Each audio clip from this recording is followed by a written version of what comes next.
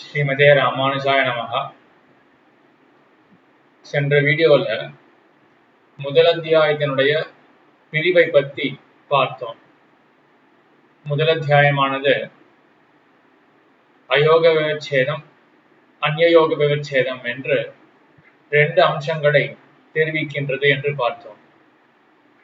முதல் அத்தியாயத்தை 1, 3 என்று பிரித்துக் கொள்ள வேண்டும். ஒவ்வொரு அத்தியாயத்திலும் 4 பாதங்கள் உள்ளன. முதல் அத்தியாயத்தில் இருக்கக்கூடிய முதல் பாதம் அது அயோக விவச்சேதத்தை தெரிவிக்கின்றது. மற்ற 3 பாதங்கள், 3 பாதத்தை சேர்த்தோமே என்றால் அது திரிபாதி என்று சொல்லப்படும். 3 பாதங்களினுடைய கூட்டம் திரிபாதி. அந்த திரிபாதி என்ன பண்றது? 2, 3, 4 அந்த பாதங்கள், முதல் அத்தியாயத்தினுடைய 2, 3, 4 பாதங்கள், 4வது பாதங்கள் அந்நியோக விவச்சேதத்தை செய்கின்றன, அதை தெரிவிக்கின்றன. அயோக விவச்சேதம்னா என்ன? உலகத்தை படைக்கின்ற பிரம்மம் சித்தையும் அச்சித்தையும் காட்டிலும் வேறுபட்டது அப்படின்னு சொல்றதுதான் அயோக விவச்சேதம். சித்தையும் அச்சித்தையும் காட்டிலும் ஒரு பொருள் இருக்கு அப்படின்னு ஸ்தாபிக்கிறது அது முதல் பாதத்துல செய்யப்படுறது. அதுக்கப்புறம் திரிபாதியில மீதமுள்ள 3 பாதங்கள்ல என்ன செய்யப்படுறது என்றால், இந்த பிரம்மம் இருக்கு இல்லையா, சித்தையும் அச்சித்தையும் காட்டிலும் வேறுபட்ட அந்த பொருள், இதுவேதான் ஜெகத்காரணம், மற்றது கிடையாது. கண்ணால காணக்கூடிய இந்த அச்சித்தோ, அதே போல நாம் ஆத்மாவோ ஜீவாத்மாவோ இவைகளெல்லாம் காரணங்கள் அல்ல அப்படின்னு கழிக்கக்கூடியதுதான் திரிபாதி செய்யறது அந்நியோக விவச்சேதம் என்று. ஆக இப்பொழுது நாம் அயோக விவச்சேத பாதத்துல இருக்கோம், முதல் பாதத்துல இருக்கோம். அதனுடைய முதல் அதிகரணத்தை பார்க்கணும். ஸ்ரீபாஷ்யத்துல 5வது அதிகரணம். ஆனா முதல் 4 அதிகரணங்கள் உபோத்காத்தம். இந்த சாஸ்திரமானது, பிரம்மசூத்திரம் என்கிற சாஸ்திரமானது ஆரம்பிக்க தகுந்தது, இதுக்கு ஒரு தடையும் கிடையாது, இது சரியான பிரயோஜனம் கொண்ட ஒரு சாஸ்திரம் தான், இது செய்ய வேண்டியது என்று எல்லாம் ஸ்தாபித்து விட்டு இப்பொழுதுதான் இந்த சாஸ்திரமானது தொடங்கப்படுகிறது. 5வது அதிகரணம் ஈக்ஷத் அதிகரணம் என்று சொல்லப்படுகின்றது. இதுல என்ன சந்தேகம் என்றால், சாந்தோக்கிய உபனிஷத்துல சத்வித்யா அப்படின்னு ஒரு கட்டம் வருது, ஒரு பிரகரணம் வருது, ஒரு பேசேஜ் வருது. அதுல உலகத்துக்கு காரணம் என்ன என்றால், சதேவ சோம்யா இதம் அக்ரே ஆசீத் ஏகமேவ அத்விதீயம். சதேவ ஆசீத், சத்து என்ற அந்த பொருள் மட்டுமே இருந்தது என்று இந்த சாந்தோக்கிய உபனிஷத்தை தெரிவிக்கிறது. ஆக உலகத்துக்கு காரணம் என்ன? சத்து. சரி, சத்து அப்படின்ற சொல்லால என்ன சொல்லப்படுறது என்றால், அங்கதான் பூர்வபக்ஷி வரா, சாங்கியன். கபில மகரிஷி இருக்காரு இல்லையா, அவருடைய மதத்தை சேர்ந்தவன் சாங்கியன். அவன் தான் இந்த அதிகரணத்தில் இருக்கக்கூடிய பூர்வபக்ஷி. அவன் என்ன சொல்றான்னா, சத்து அப்படின்ற சொல்லால மூல பிரகிருதி, பிரதானம் அப்படின்னு கேள்விப்படுறோம் இல்லையா, மூல பிரகிருதி, அச்சேதனம் இருக்கு, அச்சேதனத்தினுடைய ஆதி என்ன அப்படின்னா அந்த மூல பிரகிருதி அப்படின்றதுதான். அந்த மூல பிரகிருதி தான் சத்து அப்படின்ற சொல்லால சொல்லப்படுறது. ஏன் அப்படின்னா, இந்த லோகம் எப்படி, இந்த லோகமே அச்சேதனமாக இருக்கா, அப்ப அச்சேதனத்துக்கு காரணமாக என்ன இருக்கும்? அச்சேதனம் தானே இருக்கும். ஆகையினால அச்சேதனமான மூல பிரகிருதி தான் எல்லா உலகத்துக்கும் காரணம் அப்படின்னு சொல்றாங்க.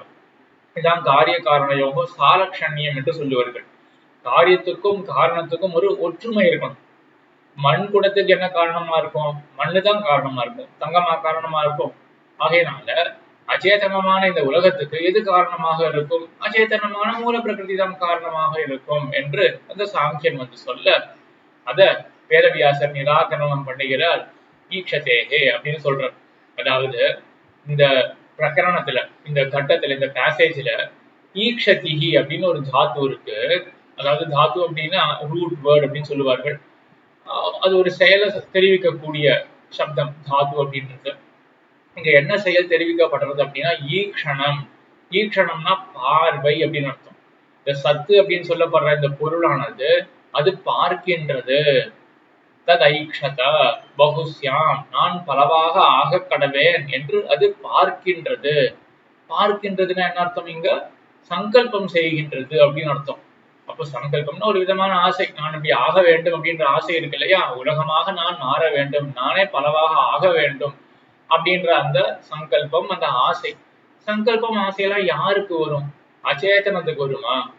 அறிவுள்ள சேதனனுக்கு தானே சங்கல்பம் அப்படின்ற அந்த ஆசை வரும். ஆகையினால சத் அப்படின்ற சொல்லால அச்சேதனம் தெரிவிக்கப்படலை. ஆக என்ன தெரிவிக்கப்படுறது? அந்த அச்சேதனத்தை காட்டிலும் வேறுபட்ட ஒரு ஆத்மா, உயிர் உள்ள ஒன்று அதுதான் தெரிவிக்கப்படுகின்றது. ஆக அச்சேதனம் உலகத்துக்கு காரணம் கிடையாது. உயிர் உள்ள அந்த சங்கல்பத்தை செய்யக்கூடிய அந்த தத்துவம் தான் உலகத்துக்கு காரணம் என்று முதலிலே சொல்ல, அதற்கு பிறகு மறுபடியும் அந்த சாங்கியன் கேள்வி கேட்கணும். ஆனா இந்த பிரகரணத்திலேயே மற்றும் சில வாக்கியங்கள்லாம் இருக்கு. தது ஐக்ஷத பகுஸ்யாம் அப்படின்னு இருக்கு. அந்த சத்தானது பார்த்ததுன்னா என்ன, சங்கல்பம் செய்தது அப்படின்னு நாம் அர்த்தம் சொல்லிட்டோம். ஆனா மேற்கொண்டு சில வாக்கியங்கள் இருக்கு. தான் ஆப்ப ஐக்ஷந்த தத் தேஜக ஐக்ஷத அப்படின்லாம் இருக்கு. ஆபகான ஜலங்கள், ஜலங்கள்லாம் பார்த்தன.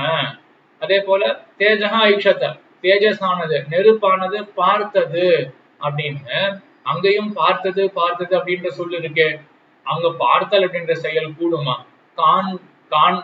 அதாவது காட்சி அப்படின்ற செயல் யாருக்கு கூடும்? நெருப்புக்கோ ஜலத்துக்கோ கூடாது இல்லையா?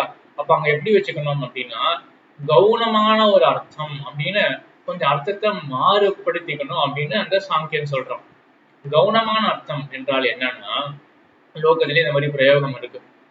வருஷேன பீஜம் பிரதிசஞ்சஹர்ஷ. அதே போல விருஷ்டி பிரதீட்சாக ஷாலயா பவந்தி, ஷாலயா விருஷ்டிம் பிரதீக்ஷந்தே. அதாவது ஷாலிகள்னா ஒரு விதமான அரிசி பயிர்கள். அந்த பயிர்கள் இருக்கு இல்லையா, அந்த பயிர்கள்னா பிரதீக்ஷந்தே எதிர்பார்க்கின்றன. எதை எதிர்பார்க்கின்றன என்றால் மழையை. விருஷ்டிம் பிரதீக்ஷந்தே, மழையை எதிர்பார்க்கின்றன ஷாலிகள்னா பயிர்கள். பயிர்கள்லாம் எதிர்பார்க்குமா? எதிர்பார்ப்புன்றது என்ன? அது ஒரு விதமான ஆசை தானே. இவர் வரணுமே அப்படின்றதுதான எதிர்பார்ப்பு. அது ஒரு விதமான ஆசை. எப்படி பயிர்களுக்கு, அச்சேதனமான பயிர்களுக்கு எப்படி ஆசை விளையும்? ஆனா லோகத்துல அந்த மாதிரி பிரயோகம் இருக்கு. இந்த பயிர்கள்லாம் மழையை எதிர்பார்க்கின்றன அப்படின்னு பிரயோகம் பண்றார்கள்.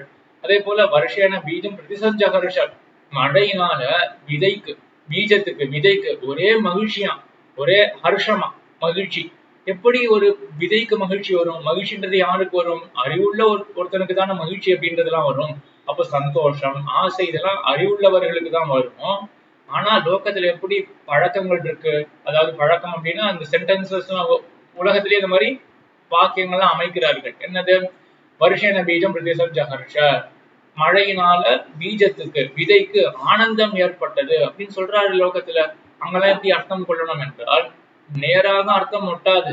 ஆனா கவுனமான அர்த்தத்தை கொள்ளணும். கவுனமான அப்படின்னா நேர ஒரு பதத்துக்கு அர்த்தம் இருக்கும், அதுக்கு தொடர்பான அந்த அர்த்தம் பொருந்தவில்லை என்றால் அதற்கு தொடர்பான முக்கியம் அல்லாததொரு அர்த்தத்தை கொள்ள வேண்டியது. அதுதான் கவுனமான அர்த்தம்.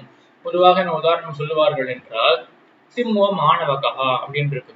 ஒரு பள்ளிக்கூடத்துல பையன் படிச்சுட்டு இருக்கான். இந்த மாணவகன் இருக்கான், அவன் ஒரு சிங்கம் அப்படின்னு சொல்றான். இப்படி சொல்றோம் இல்லையா லோகத்திலேயே? அவன் ஒரு சிங்கம் அப்படின்னு சொல்றான், அவன் ஒரு புலி அப்படின்னு சொல்றான் இல்லையா? உண்மையாவே அவன் புலியா? அப்ப புலின்ற சொல்லுக்கு என்ன அர்த்தம்?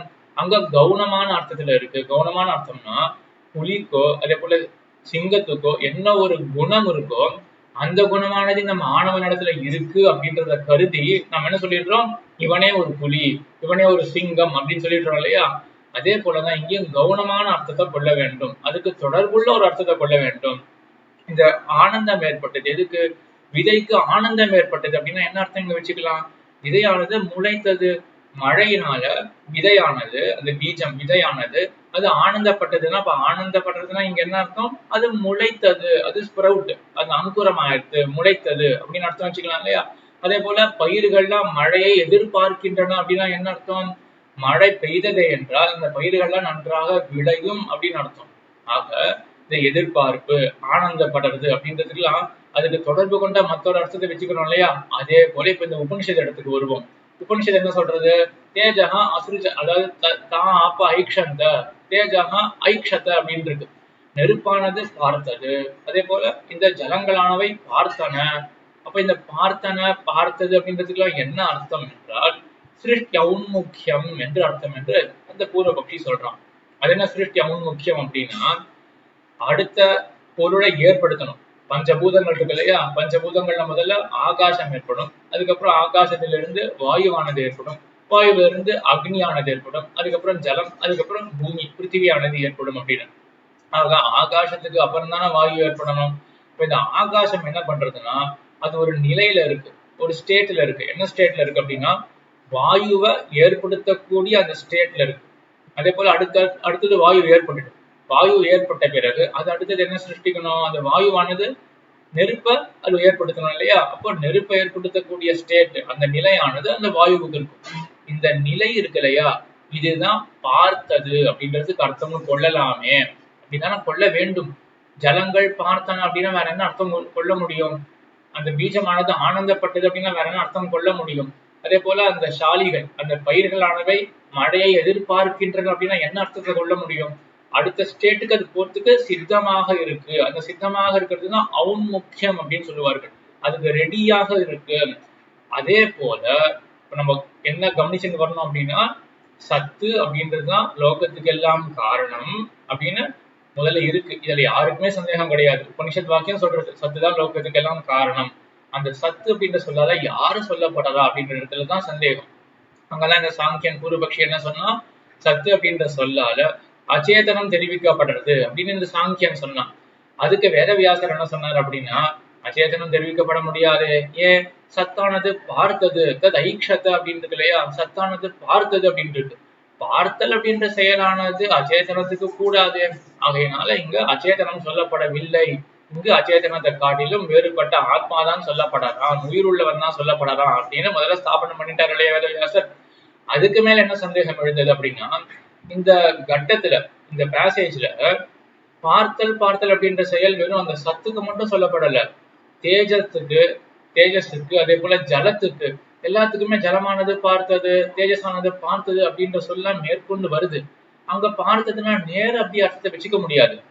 சிம்மம் மாணவகா, இவன் ஒரு சிம்மன், அதாவது இவன் இந்த மாணவக்கன் ஒரு சிம்மம் அப்படின்னு சொன்னா நம்ம நேர அர்த்தத்தை கொள்ள முடியாது இல்லையா?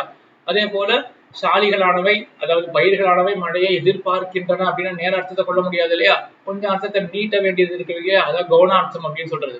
அதே போலதான் என்ன பண்ணணும் அப்படின்னா ஜலங்களானவை பார்த்தன அப்படின்ற இடத்துல என்ன பண்ணணும், அப்போ ஜலங்களானவை அடுத்த தத்துவம் என்ன, ஜலத்துக்கு அப்புறம் என்ன வரும், ஆகாஷாத் வாயு, வாயு ரம்மி அக்னி ராபா அத்ய பிருத்திவி. ஜலத்துக்கு அப்புறம் பிருத்திவி, பூமியானது ஏற்படுறோம். இப்போ ஜலமானது பார்த்ததுன்னா ஜலமானது இப்போ ரெடியா இருக்கு பூமியை ஏற்படுத்துறதுக்கு, பிருத்திவிய சிருஷ்டிப்பதற்கு ஜலமானது ரெடியாக இருக்கு. அதே போல சத்தானது பார்த்தது அப்படின்னா அப்ப என்ன அர்த்தம் கொள்ளணும், சத்தானது இப்ப ரெடியா இருக்கு, அடுத்தது ஆகாசத்தை படைக்கிறதுக்கு சத்தானது ரெடியா இருக்கு. இவ்வளவுதான் கொள்ளணுமே ஒழிய பார்த்தது அப்படின்னா உண்மையாக பார்த்ததுன்னு எடுத்துக்க வேண்டாம் இல்லையா? ஆகையினால என்ன ஆகும்னா அப்ப சத்து அப்படின்றது அச்சேதனமா கூட இருக்கலாம், அது ஒரு உயிருள்ளதுதான் இருக்கணும் அப்படின்னு நிர்பந்தம் போயிருது இல்லையா? மறுபடியும் வேணா கேட்டு பாருங்க. இதுதான் அந்த லாஜிக். அங்க பார்த்தல் அப்படின்ற செயல்ல தான் இங்க நோக்கம். அந்த பார்த்தல் அப்படின்றது எக்ஸாக்டா லிட்ரல் மீனிங் நம்ம எடுத்துட்டோம் அப்படின்னா என்ன ஆகும், பார்க்கிறது அப்படின்றது அச்சேதனத்துக்கு வராது அப்படின்னு சந்தேகம் வர இங்க லிட்ரல் மீனிங் எடுத்துக்க கூடாது. அதுல அந்த ஃபிகரேட்டிவா எதுவும் சொல்லுவார்கள் சம்ஸ்கிருதத்துல, சாஸ்திரத்துல கவுனார்த்தம் அப்படின்னு சொல்லலாம். இந்த கவுனார்த்தத்தை தான் எடுத்துக்கணும். கவுனார்த்தம் என்னது, ஸ்டேட் ஆஃப் ரெடினஸ், ரெடியா இருக்கு. அப்போ நெருப்பானது ரெடியா இருக்கு எதை, ஜலத்தை சிருஷ்டிக்கிறதுக்கு. ஜலமானது அப்புறம் ரெடியா இருக்கு எதுக்கு, பிருத்திவியை சிருஷ்டிக்கிறதுக்கு. அதே போல சத்தானது ரெடியா இருக்கு எதுக்கு, ஆகாசத்தை சிருஷ்டிக்கிறதுக்கு. அப்போ சத்து அப்படின்றது அச்சேதனமா கூட இருக்கலாம் இல்லையா? மூல பிரகிருதி ரெடியா இருக்கு ஆகாசத்தை சிருஷ்டிக்கிறதுக்கு, அர்த்தம் வந்துருத்தே அப்படின்னு அந்த பூர்வபக்ஷி சொல்ல. இப்ப வேதவியாசர் என்ன பண்றாரு அப்படின்னா வெறும் இந்த ஸ்டேட் ஆஃப் ரெடினஸ் இருக்கு இல்லையா, அந்த ஔன்முக்கியம், சிருஷ்டி ஔன்முக்கியம், அதை இங்க அர்த்தமாக வைத்துக் கொள்ள முடியாது. லிட்ரல் மீனிங் பார்க்கிறது அப்படின்னா வெறும் அந்த சங்கல்பம் அப்படின்றத லிட்டரலா தான் எடுத்துக்கணும். ஏனென்றால் ச ஆத்மா ஐததாத்மியம் சர்வம் ச ஆத்மா அப்படின்னு இதே சாந்தோக்கிய உபநிஷத்துல சொல்லப்படுது. இந்த சத்து இருக்கு இல்லையா, அது ஆத்மா அப்படின்னு சொல்லப்படுறது. ஆத்மானா என்ன, ஒரு உடம்புக்குள்ளே உரைகின்ற உயிருள்ள தத்துவம், அதுதான் ஆத்மா. அறிவுள்ள தத்துவம் தான் ஆத்மா. அப்ப நேரவே உபநிஷத் ஸ்பஷ்டமாக சத்தானது ஆத்மா அப்படின்னு சொல்லி இருக்கிறதுனால எப்படி ஒரு அச்சேதனத்தை சத்து அப்படின்னு சொல்ல முடியும்? இங்க சொல்லப்படக்கூடிய ஜெகத் காரணம் சத்து அப்படின்றது இருக்கு இல்லையா, அது அச்சேதனம் கிடையாது. ஏன்னா ஆத்மா அப்படின்னே நேர பதம் இருக்கு அப்படின்னு சொல்லிட்டு இப்போ அந்த பூர்வபக்ஷி எழுப்பின கேள்விகளுக்கும் பதில் சொல்றார் வேதவியாசர். அதாவது பதில சூசனம் பண்ற எம்பெருமானார் ஸ்ரீபாஷ்யத்துல பதில சாதிக்கிறார். என்ன சாதிக்கிறார் எம்பெருமானார் அப்படின்னா, அவனுடைய கேள்வி என்னவாக இருந்தது, நெருப்பானது பார்த்தது அப்படின்னு இருக்கு, ஜலமானது பார்த்தது அப்படின்னு இருக்கு, இது எப்படி கூடும்? அப்ப லிட்ரல் மீனிங் எடுத்துக்க கூடாது அப்படின்னு தான் அவனுடைய கேள்வி. எம்பெருமானார் என்ன சாதிக்கிறார் அப்படின்னா, நெருப்பு அப்படின்ற சொல்லி இங்க நெருப்பையே குறிக்காது, வெறும் நெருப்பை மட்டும் குறிக்காது. ஏன்? ஆத்மா அப்படின்றது இல்லையா, அந்த சத்து, அந்த பகவான் தான் ஆத்மா அப்படின்றது இல்லையா, ஆக அந்த நெருப்புன்ற சொல்லு கூட நெருப்புக்கு அந்தர்யாமியாக, அவனுக்கு அந்த நெருப்புக்கு ஆத்மாவாக இருக்கக்கூடிய அந்த பகவானை போய் காட்டும். பகவான் பார்த்தான் அப்படின்னு சொன்னா தப்பும் கிடையாது இல்லையா, ஆக லிட்ரல் மீனிங்கை எடுத்துக்கலாம். அதே போல ஜலங்கள் பார்த்தன அப்படின்ற இடத்துலயும் இப்ப ஜலம் அப்படின்ற சொல்லுக்கு என்ன அர்த்தம்? ஜலத்துக்கு ஆத்மாவாக இருக்கக்கூடிய பகவான் அப்படின்னு அர்த்தம். பகவான் பார்த்தான், ஜலத்துக்கு ஆத்மாவாக இருக்கின்ற பகவான் பார்த்தான், ஒரு தவறும் கிடையாது இல்லையா. ஆகையினால இந்த கட்டத்துல இந்த சாந்தோக்கிய உபனிஷத் சத்வித்யா அப்படின்ற கட்டத்துக்கு பெயர். இதுல சத்து அப்படின்ற சொல்லு அதுதான், சத்து அப்படின்றதுதான் உலகத்துக்கு காரணம் என்று தெரிவிக்கப்படுறது. அந்த சத்தானது என்னது அப்படின்னு கேள்வி பெற முதல்ல இந்த சாங்கியன் என்ன சொன்னான் அப்படின்னா, அச்சேதனமான இந்த உலகத்துக்கு அச்சேதனம்தான் காரணமாக இருக்க முடியும், ஆகையினால மூல பிரகிருதி தான் காரணம் என்று சொல்ல வேதவியாசர் மறுத்த இங்க ஐக்ஷத அந்த சத்தானது பார்த்தது அப்படின்றது. பார்த்தல்ன்ற செயல், அதாவது சங்கல்பம் செய்தல் அப்படின்ற செயலானது அது ஒரு உயிருள்ள பொருளுக்கு தான் கூடுமே ஒழிய மூல பிரகிருதி அச்சேதனத்துக்கு கூடாது என்று உயிருள்ளதுதான் இந்த சத்து அப்படின்னு முதல்ல ஸ்தாபனம் பண்ண. அதுக்கப்புறம் என்ன சொன்னா அப்படின்னா, இந்த பார்த்தல் அப்படின்றது நம்ம முக்கியார்த்தம், அந்த லிட்ரல் மீனிங் அதை எடுத்துக்க கூடாது, அந்த அர்த்தத்தை கொஞ்சம் மாத்தி வச்சுக்கணும். பார்த்தல் அப்படின்ற அந்த சொல்லுக்கு என்ன அர்த்தம்னா, சிருஷ்டியம் முக்கியம், ஒரு ஸ்டேட் ஆஃப் ரெடினஸ், அது ரெடியா இருக்கு அடுத்த தத்துவத்தை படைக்கிறதுக்கு அப்படின்னு எடுத்துக்கணும். அப்படி இருக்கும்பொழுது சத்தானது பார்த்தது அப்படின்னு என்ன அர்த்தம்? சத்தானது ஆகாசத்தை படைக்கிறதுக்கு ரெடியாக இருக்கு அப்படின்னு அர்த்தம் வச்சுக்கலாமே. அப்போ சத்துன்றது மூல பிரகிருதியாகவே இருக்கட்டுமே. சத்துக்கு அப்புறம் மூல பிரகிருதிக்கு அப்புறம் நேரம் ஆகாசம் கிடையாது, பல தத்துவங்கள் நடுவில் இருக்கு. இருந்தாலும் புரியறதுக்காக மற்ற தத்துவங்கள்லாம் விட்டுட்டு ஆகாசம் அப்படின்னு சொல்றேன், அது இருக்கட்டும். ஆக இந்த சத்தானது பார்த்தது அப்படின்னா சத்தானது ரெடியாக இருக்கு அப்படின்னு அர்த்தத்தை வச்சுட்டோமே என்றால் சத்து வெறும் அச்சேதனம் அப்படின்னு கொள்ளலாமே, தவறு இல்லையே அப்படின்னு சொல்ல. அதுக்கப்புறம் தான் என்ன வேதவியாசம் சொல்றாரு அப்படின்னா, ஆத்மா அப்படின்ற பதம் இங்க பிரயோகப்பட்டிருக்கு. அதாவது ஆத்மான்றது உயிருள்ள பொருளை தான் குறிக்கும். உடம்புக்குள்ள உயிருள்ள அந்த பொருள், அந்த உடலை நியமிக்கக்கூடியது என்னவோ அதுதான் ஆத்மா. ஆக உயிருள்ள அறிவுள்ள பொருள் தான் இங்க சத்து அப்படின்ற சொல்லப்படுறது. ஆகையினாலேயே நெருப்பு பார்த்தது அப்படின்ற இடத்துல என்ன அர்த்தம்? லிட்ரலாவே எடுத்துக்கலாம். பார்த்ததுன்னா சங்கல்பம் செய்தது அப்படின்றதே எடுத்துக்கலாம். நெருப்புன்ற சொல்லுக்கு இப்ப என்ன அர்த்தம் என்றால், நெருப்புக்கு ஆத்மாவாக இருக்கக்கூடிய பகவான் அப்படின்னு அர்த்தம். அப்ப பகவான் பார்த்தான், பகவான் சங்கல்பம் செய்தான் சொல்றதுல ஒரு தவறும் கிடையாது. ஆகையினால இந்த 5வது அதிகரணம் ஈட்சித அதிகரணத்துல என்ன ஆயிருக்கு? இப்போ உலகத்துக்கு காரணம் பிரம்மம், அது சத்து அப்படின்ற சொல்லால சொல்லப்படுறது. அது என்னது? அச்சேதனத்தை காட்டிலும் வேறுபட்டது அப்படின்றத ஸ்தாபிக்கிறார் இல்லையா வேதவியாசர். இதுதான் அந்த அயோக விவட்சேத பாதத்துல செய்யப்படுற விஷயம். இந்த உலகத்தை படைக்கக்கூடிய அந்த பிரம்மமானது அச்சேதனத்தையும் சேதனத்தையும் காட்டிலும், ஆத்மா ஜீவாத்மாவை காட்டிலும் அச்சேதனத்தை காட்டிலும் வேறுபட்டது அப்படின்னு ஸ்தாபிக்கிற. அதில் அச்சேதனத்தை காட்டிலும் வேறுபாடு இந்த 5வது அதிகரணம் ஈட்சித அதிகரணம் அப்படின்ற அதிகரணத்துல. இதுல இன்னும் நிறைய லாஜிக்லாம் நிறைய சூத்திரங்கள்லாம் மேல இருக்கு, ரொம்பலாம் பார்த்தோம் கன்ஃபியூஷன் வந்துடும். அதனால இதோட நிறுத்திக்கலாம். இந்த 5வது அதிகரணத்துல அச்சேதனத்தை காட்டிலும் வேறுபட்டது அப்படின்னு பார்த்தாச்சு. அடுத்தது 6வது அதிகரணம் ஆனந்தமய அதிகரணம்ன்ற அடுத்த அதிகரணத்துல ஜீவாத்மாவை காட்டிலும் பிரம்மமானது வேறுபட்டது அப்படின்னு அடுத்த அதிகரணத்துல தெரிவிக்கப்படும். அதை அடுத்தது அனுபவிப்போம். ஆழ்வார் திருவடிகளே சரணம், எம்பெருமானார் திருவடிகளே சரணம், ஜீயர் திருவடிகளே சரணம்.